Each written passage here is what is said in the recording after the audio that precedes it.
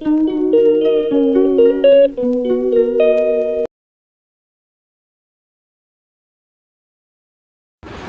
Guys, Radhe Radhe to all and I wish you happy Navratri to all. And जो transition आपको मैं अभी दिखाना चाह रही थी, उस ट्रांजिशन को अंजाम देने के लिए हम अपने काम पे लग गए।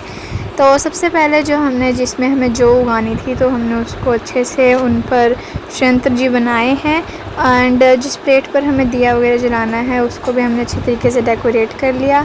आफ्टर दैट हमने उस पर फूलों से अच्छे से उसको डेकोरेट करके, उसको सजा के, उसके अंदर जो है हम जो वगैरह के उगाने का आयोजन करेंगे। आफ्टर दैट हमने जो नारियल होता है उस पर रोली बांधी, जो कि 9 बार बांधनी होती है, which is very essential for all that. And it is very important to having nariyal in our house.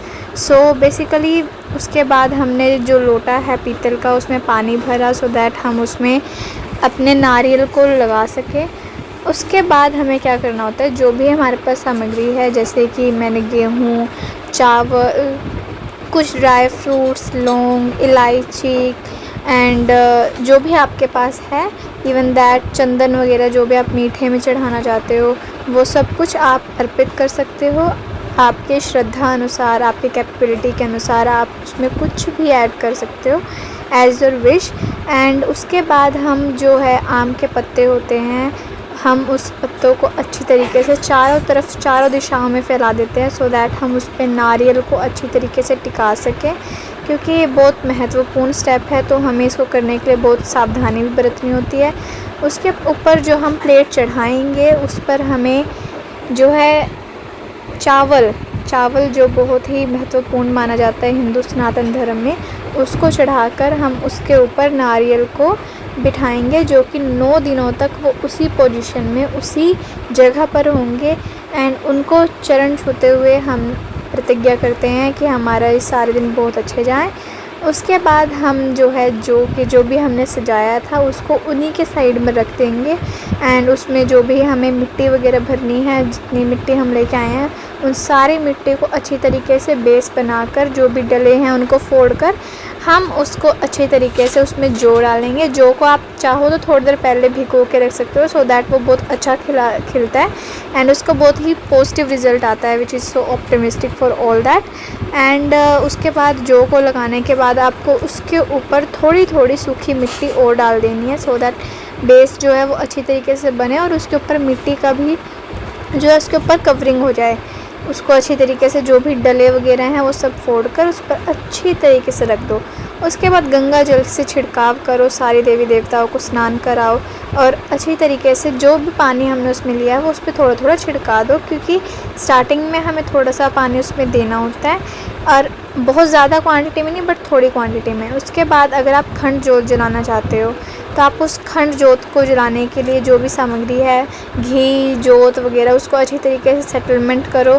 हमारे कान्हा जी भी पूरी तरीके से रेडी हो चुके थे, जो कि बहुत सुंदर लग रहे थे, एज़ वो हैं भी, और बहुत अच्छे लगते हैं। अंदर आपको 2 इलायची डालनी है, और जिस तरीके से इसको फ़ोल्ड करा जा रहा है, आपको सेम एज़ इट इज़ उसी तरीके से उसको फ़ोल्ड करना है, और 2 लौंग की मदद से उसको अच्छी तरीके से पैक कर देना है।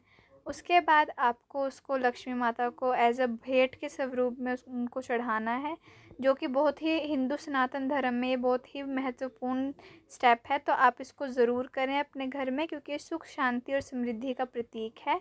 आप उन्हें भेंट करें ये चीज़, क्योंकि पान लक्ष्मी माता को बहुत प्रिय है, तो आप उन्हें इनको चढ़ा सकते हैं नवरात्रों में।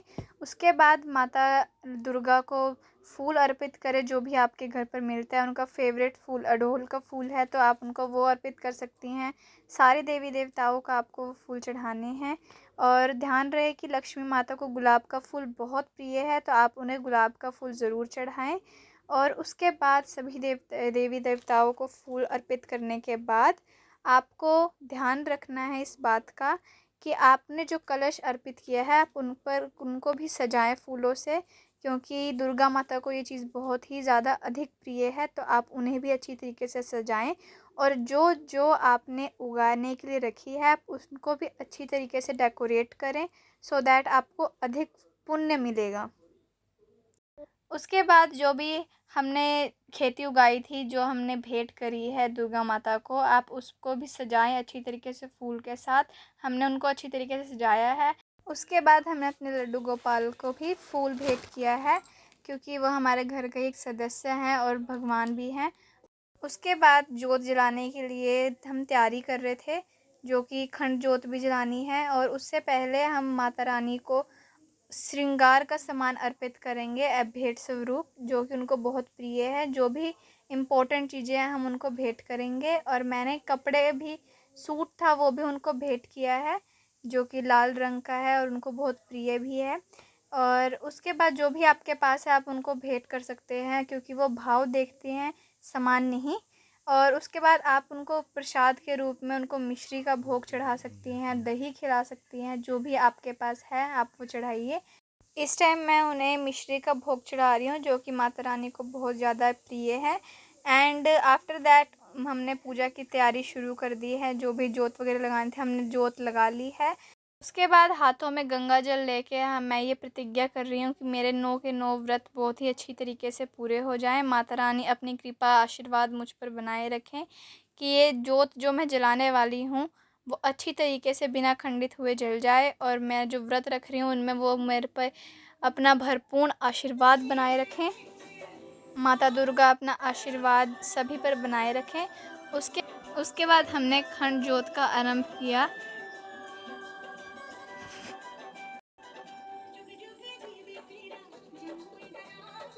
खंड जोत जलाने के बाद सभी देवी देवताओं का आगमन करते हुए हम उनको टीका लगाएंगे, और सभी जो भी परिवार के सदस्य हैं हम उन सभी को टीका लगाएंगे।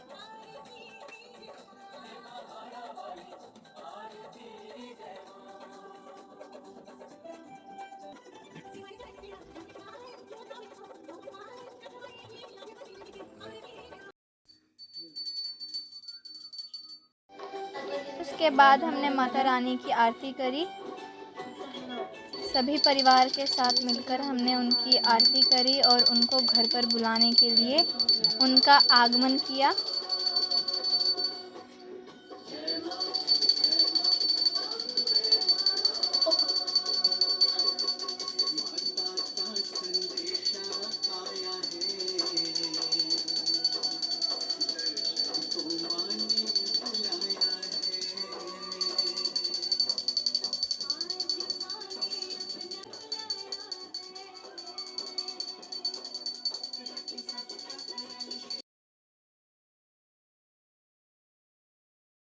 और यहाँ मैं आपको बताना चाहती हूँ कि माता शैलपुत्री को देसी घी का प्रसाद चढ़ाना बहुत ही शुभ माना जाता है। ऐसा कहा जाता है कि शैलपुत्री माता को कुछ चढ़ाओ या ना चढ़ाओ, लेकिन अगर आपके पास देसी घी है तो वो आप उनको ज़रूर अर्पित करो।